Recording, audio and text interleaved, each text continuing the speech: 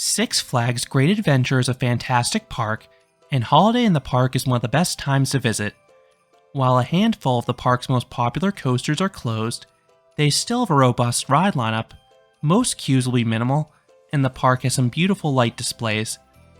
And unlike most other parks in the US, Great Adventure is very aggressive running the rides in inclement weather.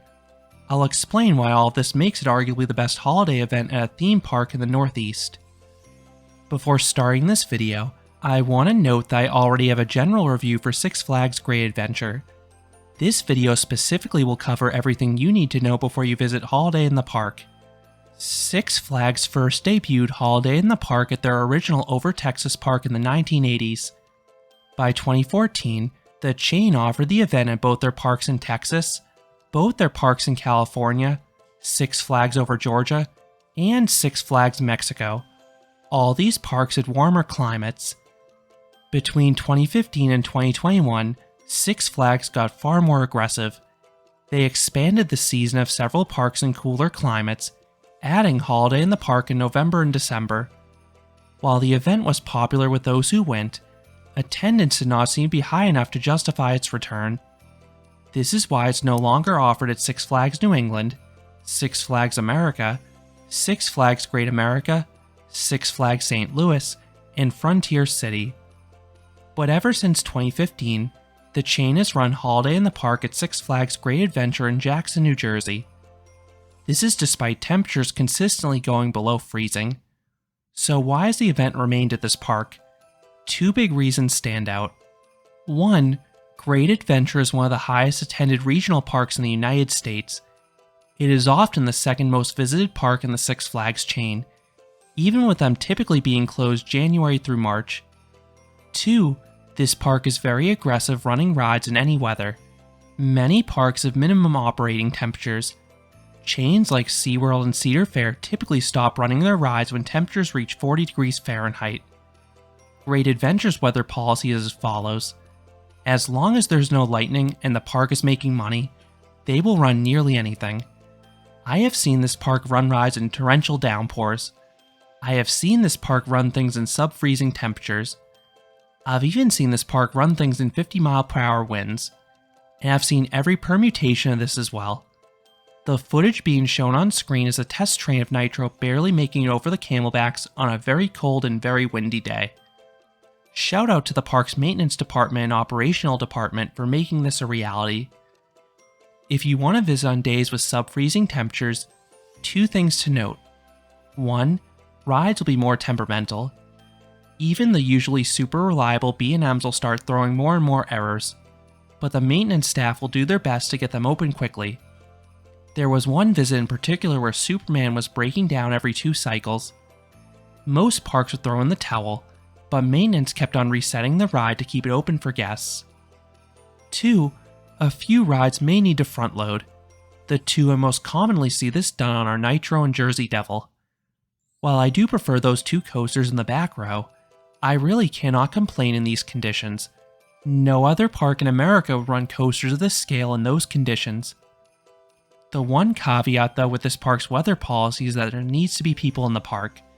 If attendance is too low, I have seen Great Adventure close early, and sometimes not even open. This most commonly occurs on rainy days. I live 4 hours away. While I don't hesitate visiting this park on cold or windy days, it is simply too risky for me to drive all that way on a rainy day only to risk a closure. I have a membership. Holiday in the Park is included in all membership and season pass levels. If you're visiting with a day ticket, you will need to pay $45 to $50. Buy these in advance online. Another fee you'll encounter is parking. This is included with most memberships and season passes. Otherwise, you will have to pay nearly $50 per car. Yes, parking is really that expensive now. Great Adventure is a massive theme park. As a result, they have never opened their entire park for Holiday in the Park. The Animal Park and Safari have never been offered. Then 3 areas in particular in the theme park have always been unavailable as well. This includes the Golden Kingdom, which is home to King Ka, Plaza del Carnival, which is home to El Toro, and Frontier Adventures, which is home to Medusa. In 2023, The event was scaled back slightly from prior years. In the past, the boardwalk area with Superman and Green Lantern were part of the event. This was not the case this year. Now the event covers roughly the right half of the park, and there's still more than plenty available. There are just over 24 rides open, including 8 different roller coasters. Even with half the park's coaster lineup available, they cover all the main genres. You have 4 thrill coasters, 2 indoor family coasters, and 2 smaller coasters catered more towards kids. And I suspect the new for 2024 Flash Vertical Velocity Super Boomerang will be available as well in future years, which will only bolster the ride lineup. The 2 standout rides for me at this time are Jersey Devil and Nitro. I spend much of my time bouncing between these 2 rides because they're located right next to each other. They're particularly sweet night rides because they go deep into the woods with minimal lighting. Nitro is a Bolger and Mabillard hypercoaster. It is a sea of camelbacks, each of which offers solid floater airtime. The ride does tend to run slower than it does in the summer, but the cold air feels like it'll rip your face off, so that sort of compensates. And if you ride on an especially cold day with a minimally loaded train, you'll get an especially memorable ride. Nitro will crawl through the first half, but it tends to run trimless on the return run. When that happens, you get some shockingly strong airtime in the last few bunny hills. It is similar in strength to the finale on Fury 325. Jersey Devil Coaster is an RMC Raptor. The first half is fantastic. You have some powerful ejector airtime moments, and 3 great inversions. The stall and 0 G-roll offer phenomenal hang time and weightlessness. Then the return run is milder than other RMCs, especially in the cooler weather, but it still will lift you out of your seat. Batman the Ride is an old B&M invert. While this layout has been cloned many times, I don't mind because it is a great coaster. The 5 inversions are tight and forceful, offering positive G's and or whip. Without fail, I always come off this ride with my legs tingling. Joker is an SS free spin. You get a handful of flips, especially if you throw your weight into it. Skull Mountain is an intimate coaster in near total darkness. If you're a thrill seeker, ride in the back row. The first drop is a surprisingly wild airtime moment. The rest of the ride has some swooping turns and dips. One funny thing about Holiday in the Park is that even this ride comes darn close to valleying.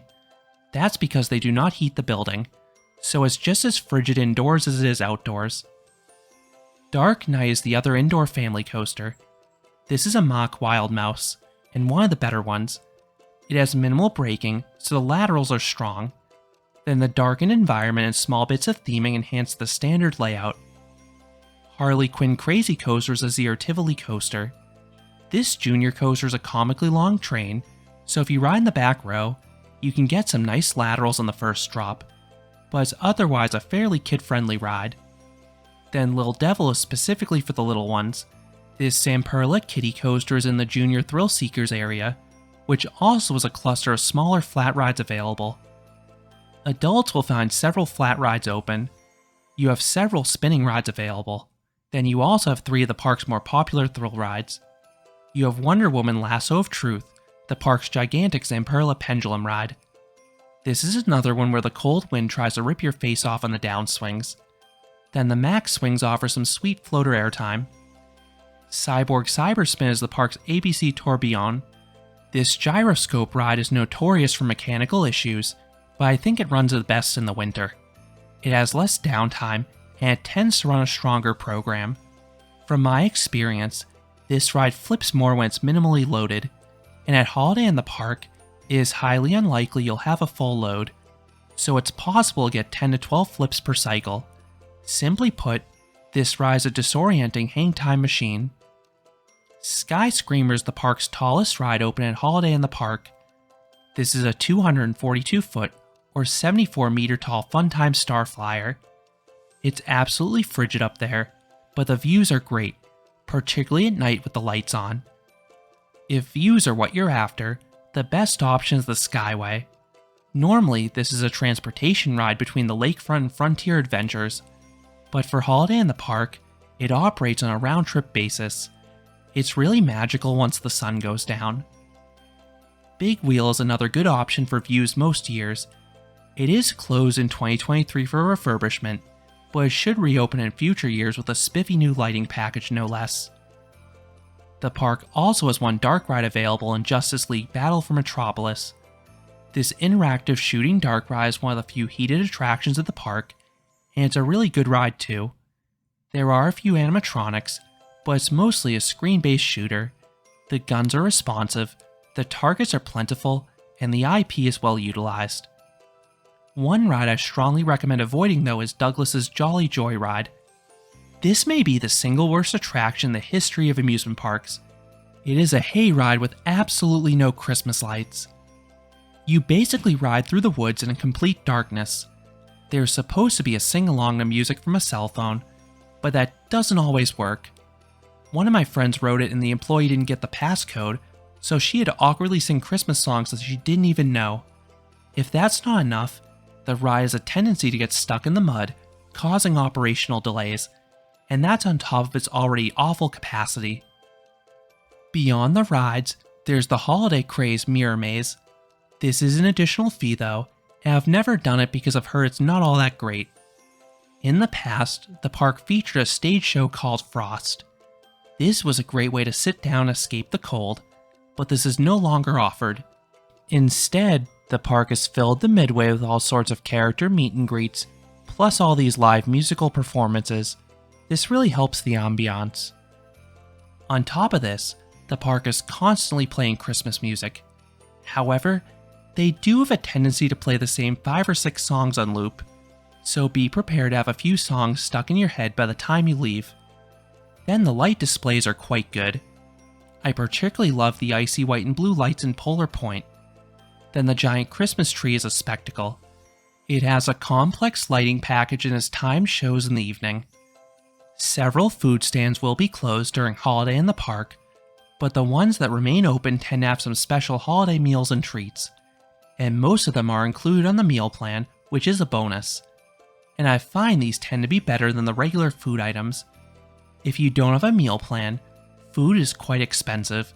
Snacks approach $10 per person, and meals can easily cost $20 per person, especially if you get a drink. Another cost you'll encounter is lockers. Several coasters at this park do not allow bags to be stored on the ride platform. You can either purchase a $2 locker for 2 hours, or purchase a traveling locker. This policy can be found at several other Six Flags, Cedar Fair, and SeaWorld parks. But Great Adventure also has a few rides that do not allow anything to be in your pockets, even if they're in a secured zipper pocket. So you'll also need to buy a locker. The 2 rides at Holiday in the Park with this policy are Jersey Devil and Joker. It is annoying and basically turns these rides into upcharges, but it is the park's rules, so please respect them. A security guard will ask if you have anything before you get in the line, and often ask you to pat yourself down to verify. Beyond this annoying operational policy, the ride operations are still solid. They regularly have multiple trains going on their coasters, and dispatches are pretty good too. The crew at Nitro is always excellent, but their other rides do a nice job as well. This is easily one of the best Six Flags parks when it comes to dispatch speeds, and the loose article policies definitely help in that regard. Now, what about the lines? If you visit Great Adventure in the summer, and especially during Fright Fest, you may have to queue a while for the headlining attractions. Well, one of the biggest perks about Holiday in the Park is that lines are minimal. Most coasters are almost always walk-ons. It's usually quiet enough that you can stay in your seat and re-ride to your heart's content. The low crowds are particularly helpful at Jersey Devil. This ride is a continuously moving load platform, so it can be tricky to wait for a specific row when it's busy. But at Holiday in the Park, you can easily wait off to the side for the seat you want, which in my case is the back row. The rides that tend to get the longest waits tend to be the gentler rides. This is because the event draws more of a family-friendly crowd. At night, Douglas's Jolly Joyride and Skyview routinely have full queues. The latter is worth it though to see the lights from above. These 2 rides can take 30 to 45 minutes to get through the queue. Then Justice League can also draw a modest wait, but it's usually no more than 15 to 20 minutes at worst. In past years, The park did offer their Flash Pass Skip the Line system at Holiday in the Park, but it is no longer offered in 2023, and that makes sense. It made the jobs of the ride attendants much more difficult, and it didn't really save any time on anything other than Justice League. How much time will you need? In light of the crowds, a full day is more than sufficient to see everything. You will have no trouble marathoning the coasters. At the start and end of the day, there's a good chance you won't even have to get out of your seat. Then once the sun sets, make sure to take a lap of the park seeing the lights, the characters, and taking a ride in the Skyway. With all that out of the way, do I recommend Holiday in the Park? If you're in the area, absolutely. It is a wonderful Christmas event. Great Adventure looks the best this time of year with all the lights, and the crowds are much more manageable, both from a behavioral and capacity perspective. It is super nice being able to ride several of the park's major attractions with minimal to no wait. And unlike the other parks, I don't have to fret about low temperatures shutting rides down, and the ride lineup is quite strong between the mix of coasters, the flat rides, and the scenic attractions. The short waits, weather policy, and ride lineup is why Holiday in the Park is my personal favorite Christmas event in the Northeast. I think Hershey Park's Christmas Candy Lane may now offer the better ride lineup with the opening of Wildcats Revenge, but you'll encounter higher crowds and more weather closures there. I do think that event offers better scenic attractions for those with gentler tastes though. If you're coming from a distance, I would probably wait until the main season to experience Great Adventure, because not all of the park is available. As someone who can make a day trip to the park and visits multiple times per year, it's not a deal breaker for me having rides like El Toro and King Dukat closed in the winter. I can experience them at other points of the year. But those who visit the park less frequently probably want to see those rides open. So those are my thoughts on Holiday in the Park at Six Flags Great Adventure. What are your thoughts about this event? Is it your favorite Christmas event in the Northeast? Let me know down in the comments. If you enjoyed this review, I would appreciate it if you gave this video a like, and you consider subscribing, because there'll be a lot more roller coaster amusement park videos here at Canopy Coaster. Thanks for watching.